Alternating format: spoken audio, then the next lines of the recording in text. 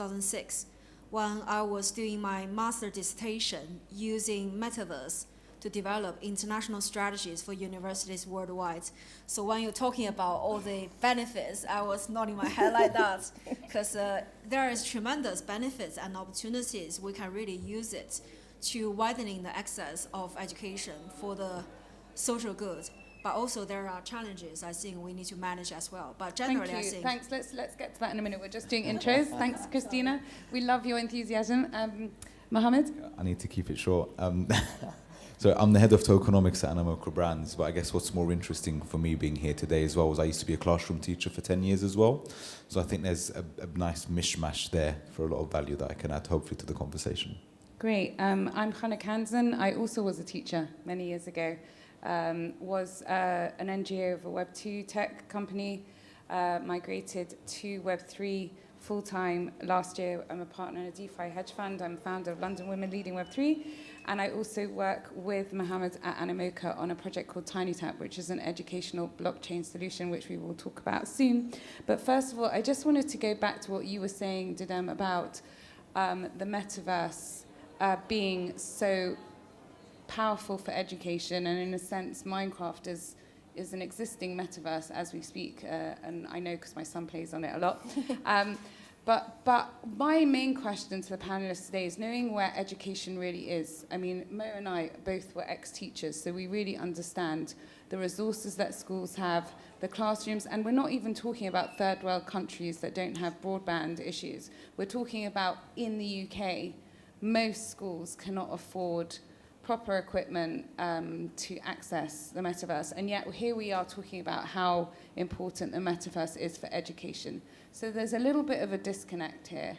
And I wondered what your thoughts are, panelists, on the reality of creating opportunities for education in the metaverse as we know it. Who wants to take that one? I guess in the past 15 years, we've seen an advancements in technologies. Having been a classroom teacher, seeing the relationship students have with their phones and with their online presence, it was a lot more of a motivating factor for them to be on their phone as opposed to be focused in the classroom. And I think there is a big disconnect. I also think that we haven't caught up with the technological advancements as of yet and how students are consuming information. I think to Didem's point, your son was learning via YouTube, and he's not alone in that, because within teaching there are so many different platforms. There's no unification on that front. So it's actually understanding that the current crop of the newer generation, shall I say, they learn in a completely different manner to the ways we were learning, where it's someone up at the front, here's an example of how to do something, here's another example of how to do something, and then go and reciprocate that 50 times, and that's you learning. That clearly doesn't work anymore, so we have to move forward with the times. Yeah, completely agree. I think, there are these education systems around. UK is not alone. By the way, in emerging markets, there's a startup called XR Global, which is doing phenomenal work, even in offline environments. But the point is, the students or the learners want to learn in the new ways. And whether the education systems notice that and stand up to the opportunity, or they resist it for however long, the river will only flow one way. I really believe you cannot force a person to learn when they are only open to learning in different media. Otherwise, it's just, it's a boring school environment, which we definitely want to avoid, right? And also, even for job, like, what's the outcome of a school? I think there's one other thing, apologies, I would like to add.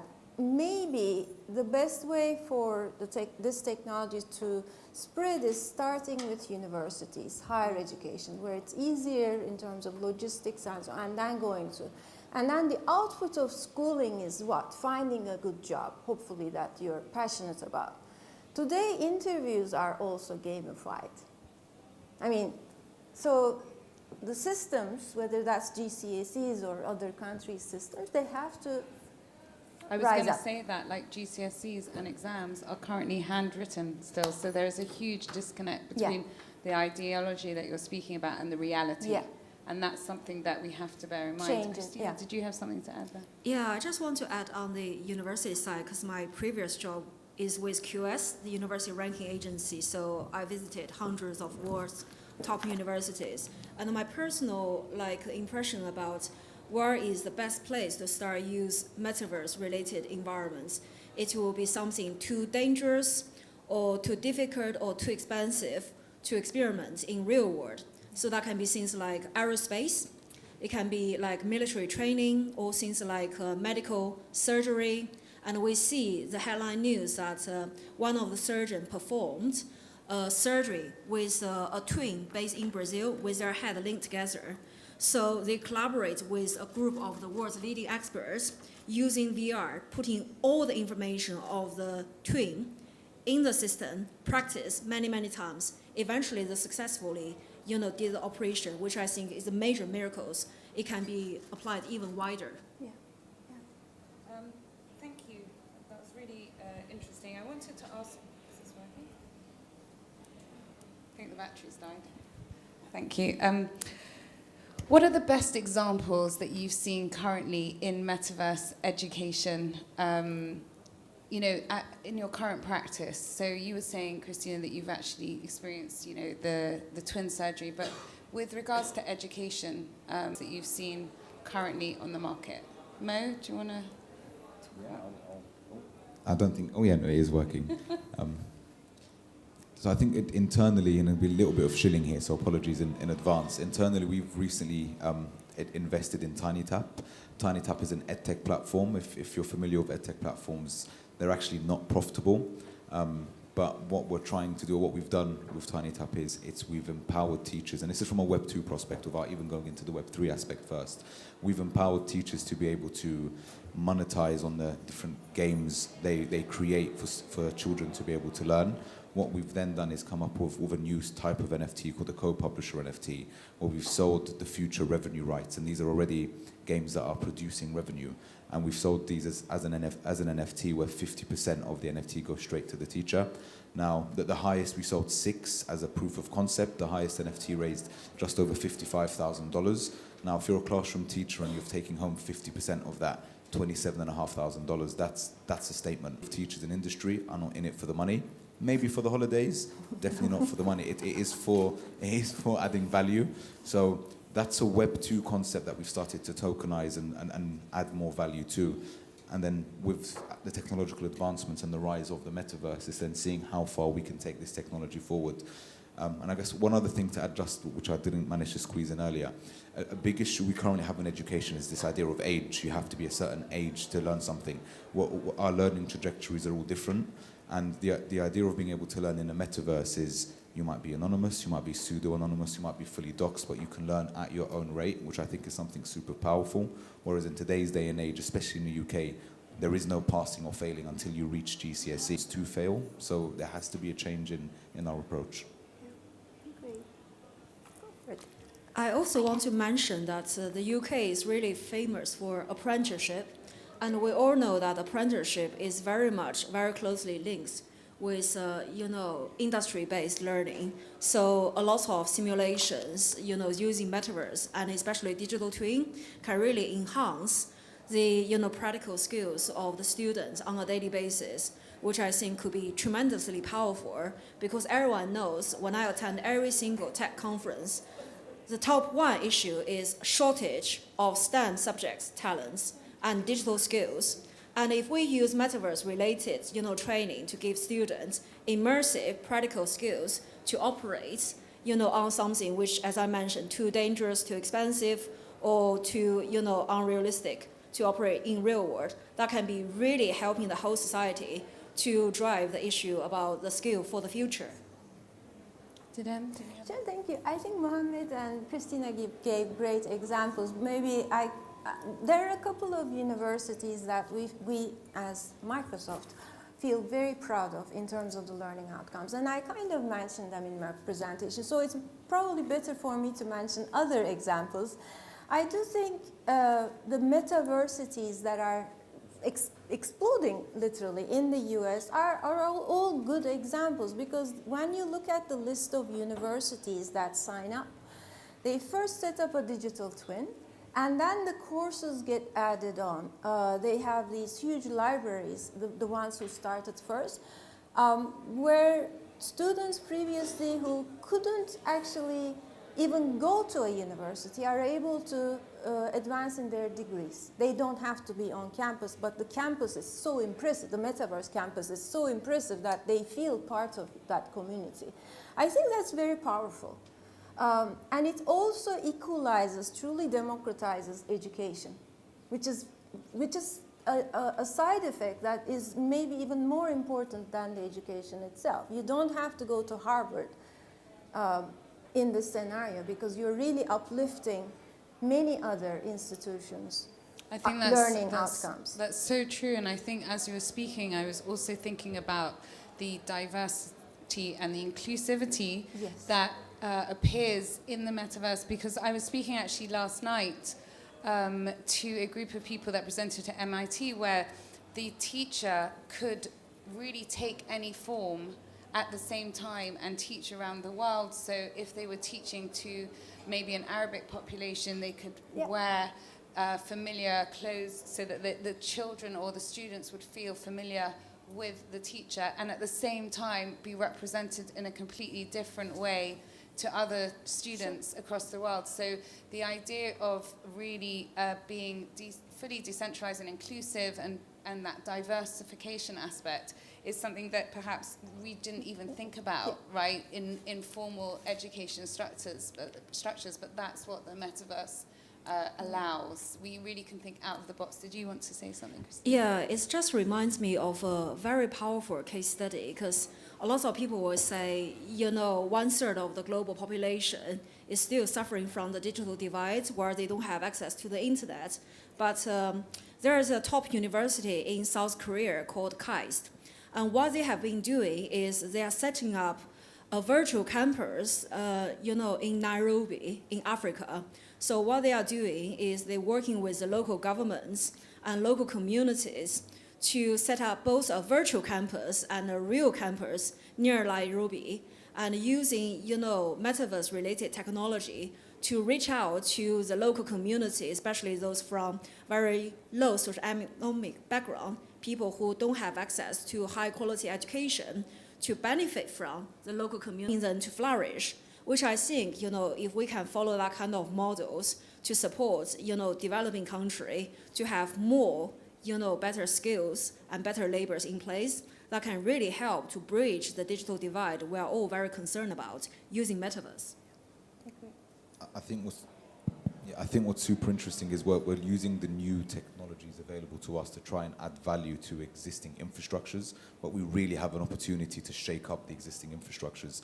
The biggest challenge we have is education is rooted. I guess it's one of the, how can I put it? It's just rooted so deeply for centuries. I mean, a lot of the content, I have 2 degrees in mathematics and I'm a maths teacher.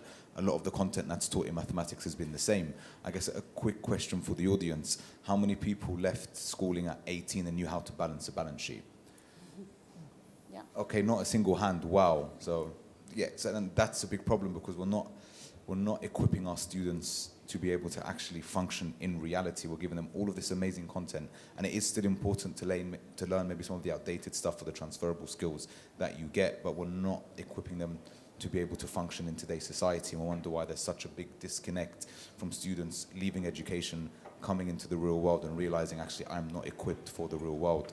And I don't have any data right now, but we've also seen a rise in depression. We've seen a rise in mental health illness. There's so many more things associated to this that it's a wider issue for me as well. So don't you think that is almost a difficult thing to balance with talking about going fully into the metaverse? How do we balance mental well-being of the kids, them being incentivized? We've heard all the success of the metaverse and the incentivization and what it can do for education.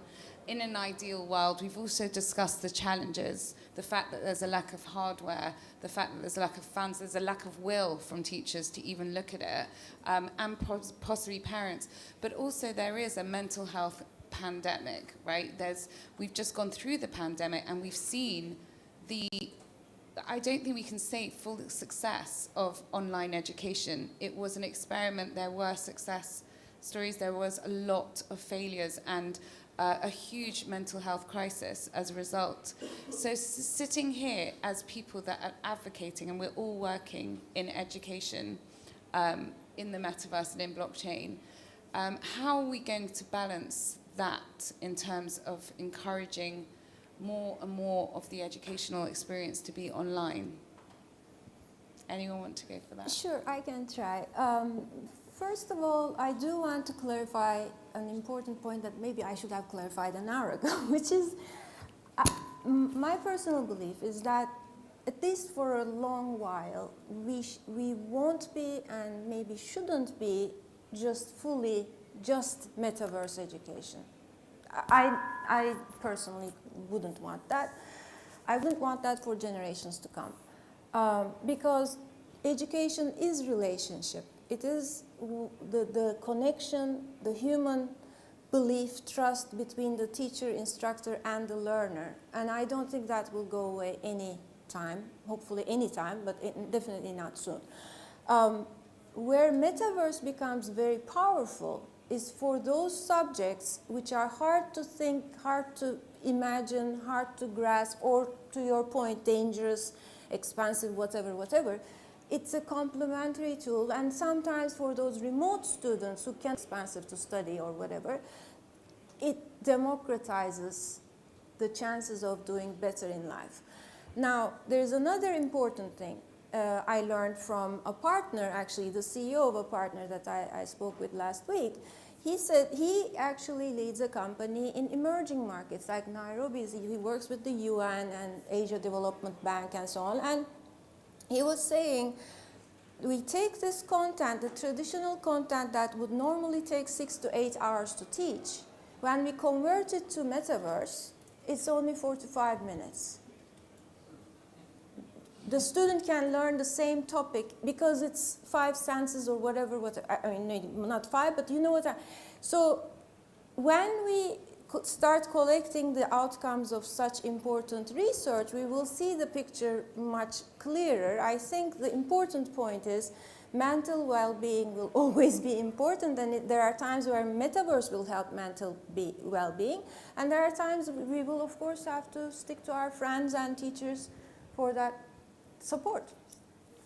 I think what's super interesting is when we talk about education, what we don't talk about is assessment criteria. And the current assessment criteria is you learn all of this knowledge, and then at the end of the year, especially if you're in university or in GCSEs, you have to regurgitate all of this knowledge. That's not learning. I think we can all agree on that you don't actually consume, you're not, it's not learning, it's memorization. It's, can I pass the test? Yes, I can pass the test. I can get my A stars, I can get my first class honors, but that doesn't actually mean I've learned and fully understood what it is I'm learning. And we also have an opportunity to be able to change the assessment criteria. So I guess I have to learn about how they've condensed it from what assessment criteria they're using. Yes. Well, I'll hand over to Dr. Christina. I think another really important thing we all need to bear in mind is traditionally education is very much top-down approach from the teacher to the students. So the student is almost like a passive recipient, where the beauty about metaverse and blockchain and all the related technology we're talking about today is about bottom-up decentralization and empower people who do not have a voice to have their voice being heard clearly. In the world, I think a major trend in the education space is called prosumer. So students as producer as well as consumer of the education process. So it's not traditionally just one way, top down. Now, using metaverse-related technology, we can also have bottom-up. So we meet each other in between.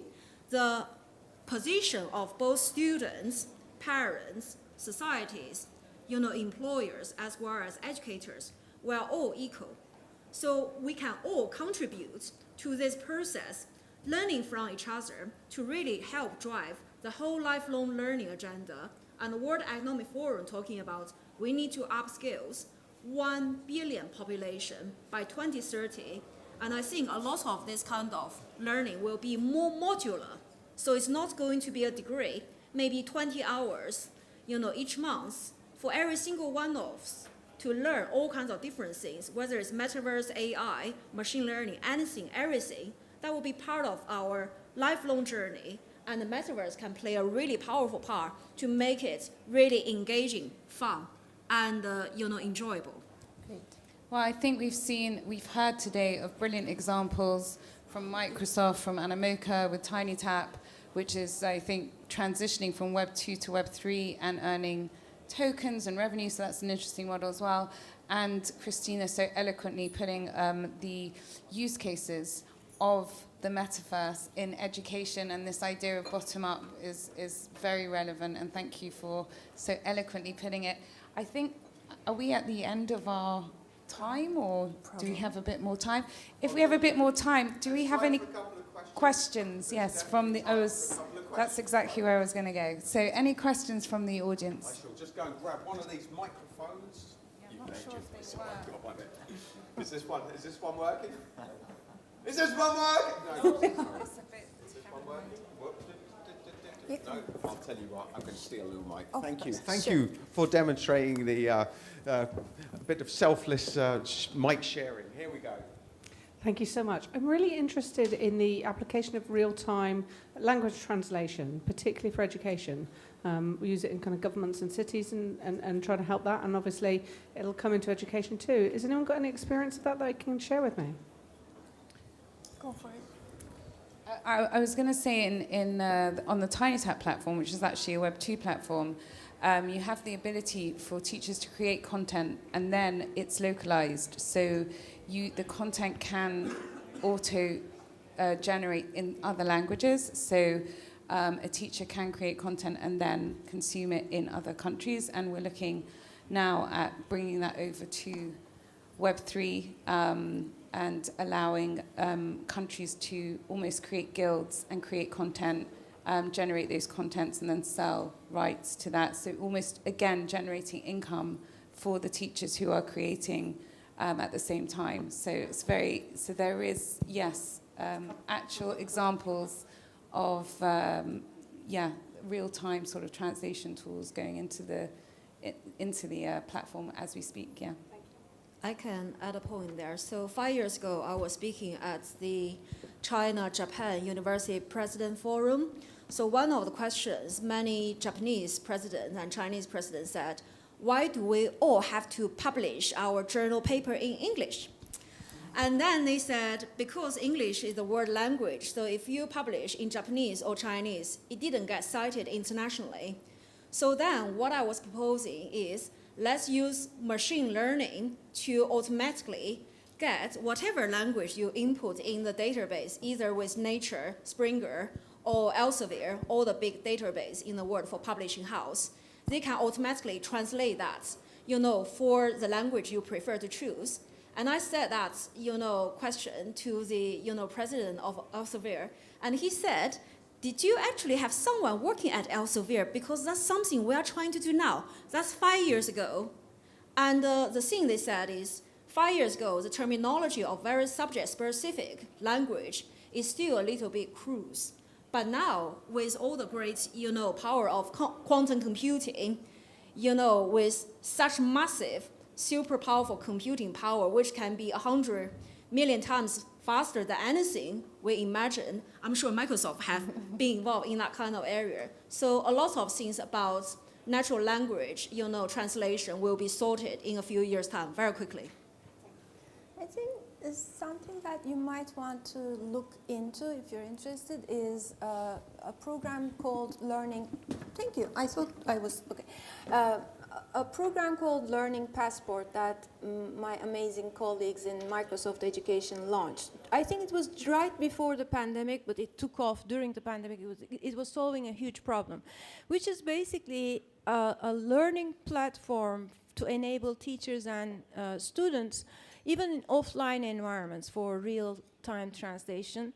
Because, for instance, we have quite a few Ukrainian students coming to the UK, right? And they usually don't know a word of, at that age, younger ages, they don't know a word of English. So this Learning Passport and some other similar tools basically solves that problem. And thanks to that, I think they are now in 43 countries already. It is amazing. So that's solving a huge problem, I think, especially for emerging countries. Sure. I hear quantum computing and I get scared. I don't want Bitcoin to get hacked, but that's it.